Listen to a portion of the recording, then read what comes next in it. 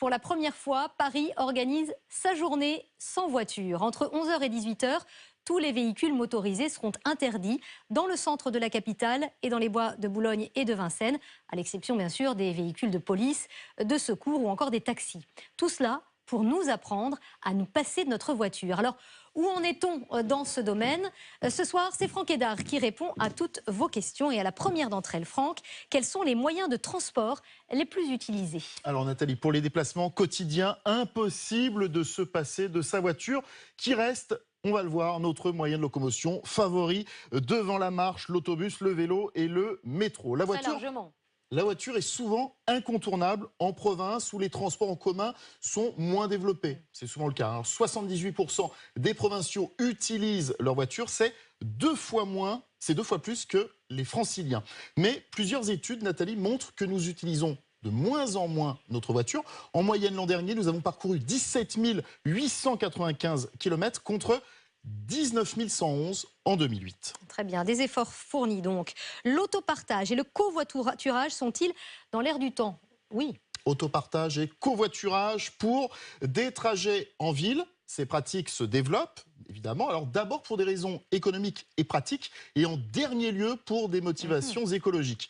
On connaît évidemment le service d'autopartage Autolib à Paris, ainsi que dans plus de 80 communes autour, avec près de 85 000 utilisateurs. Mais il y a aussi à Lyon, Blue Line, Autobleu à Nice, Totem Lib à Marseille, Yellow Mobile à La Rochelle ou encore e-Marguerite à Nantes. Ce sont des voitures électriques en libre service, des dispositifs disponibles dans au total une trentaine de villes à travers la France. Autre tendance, la location de voitures entre particuliers. Alors il y a Buzzcar, Drivey ou encore WeCar. Comptez au minimum 15 € la journée. L'assurance est incluse dans le prix.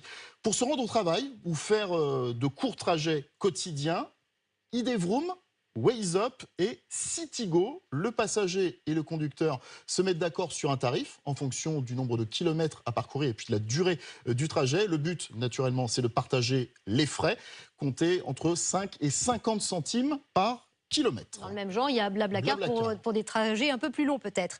Enfin, dernière question, Franck, la voiture individuelle va-t-elle disparaître totalement des villes? Plusieurs villes à travers le monde veulent inciter leurs habitants à renoncer à leur voiture, comme à Copenhague et à Singapour, en multipliant les taxes et les impôts sur les automobiles.